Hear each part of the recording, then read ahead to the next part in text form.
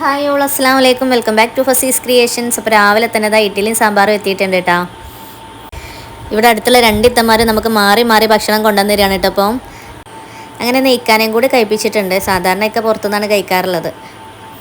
അത് കഴിഞ്ഞ് മക്കൾക്ക് ഇവിടെ കുറച്ച് ഫ്രണ്ട്സുകളൊക്കെ ആയി എന്ന് പറഞ്ഞല്ലോ, അവരുടെ ഉമ്മ കൊടുത്തയച്ചതാണ് കേട്ടോ ഈ റംബൂട്ടാൻ.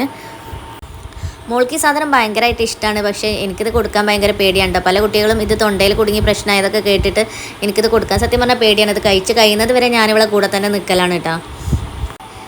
അങ്ങനെ ഇക്കാനെ പറഞ്ഞയച്ച ശേഷം ഞാനിതാ കിച്ചണിൽ കയറിയിട്ടുണ്ട്. ഭായിമാരൊക്കെ അവർക്ക് വേണ്ട ഫുഡൊക്കെ റെഡിയാക്കി വെച്ചതിന് ശേഷം കിച്ചണൊക്കെ ക്ലീൻ ചെയ്തിട്ട് അവർ ജോലിക്ക് പോയിട്ടുണ്ട്. സത്യം പറഞ്ഞാൽ ഈ റൈസ് കുക്കറിൽ വെക്കുന്ന ചോറ് എനിക്ക് അത്രയ്ക്ക് ഇഷ്ടമല്ല കേട്ടോ. നമ്മൾ വിറകടുപ്പിൽ വലിയ കലത്തിൽ തിളച്ച് മറിഞ്ഞ് ഊറ്റിയെടുക്കുന്ന ആ ഒരു ചോറാണ് എനിക്കിഷ്ടം. പക്ഷേ ഇവിടെ സാഹചര്യം ഇങ്ങനെ ആയതുകൊണ്ടാണ് കേട്ടോ എന്നും റൈസ് കുക്കറിൽ തന്നെ ചോറ് വെക്കുന്നത്. അങ്ങനെ ചോറിനുള്ള അരിയൊക്കെ ഇട്ട ശേഷം ഇഡലിയും സാമ്പാറും കൊടുന്ന പാത്രം തിരിച്ചു കൊടുക്കാൻ വേണ്ടിയിട്ട് മക്കളെ പറഞ്ഞയക്കുകയാണ് കേട്ടോ.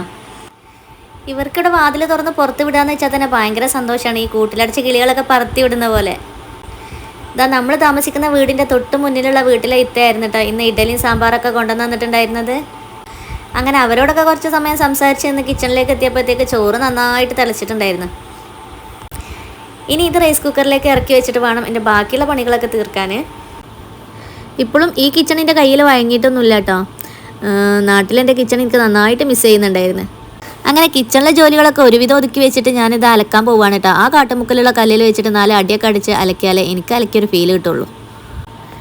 പിന്നെ ഇവിടെ അടുത്തുള്ള വീട്ടിൽ വളർത്തുന്ന പൂച്ചകളാണ് കേട്ടോ ഇതൊക്കെ. ഈ പൂച്ചനെ കാണുമ്പോൾ എനിക്ക് നമ്മുടെ ഷാദിത്താൻ്റെ ബൂബുകുട്ടനെയാണ് ഓർമ്മ വരുന്നത്. മോൾക്ക് ഭയങ്കരമായിട്ട് ഇഷ്ടമായിരുന്നു ബൂബുകുട്ടനെ. വൈകുന്നേരം മക്കൾ കുറേ സമയം ഈ പൂച്ചകളുടെ പുറകെ തന്നെ ആയിരുന്നു.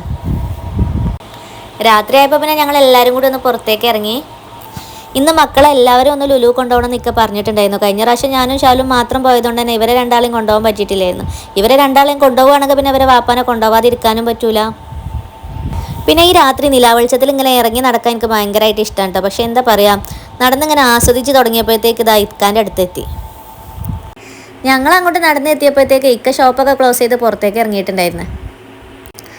അങ്ങനെ മക്കളെയും കൊണ്ട് ലുലു പോയിട്ടുള്ള വിശേഷങ്ങളൊക്കെ നമുക്ക് നെക്സ്റ്റ് വീഡിയോയിൽ കാണാം. അപ്പോൾ വീണ്ടും പുതിയൊരു വീഡിയോയുമായി വരുന്നത് വരേക്കും bye bye. Thanks for watching.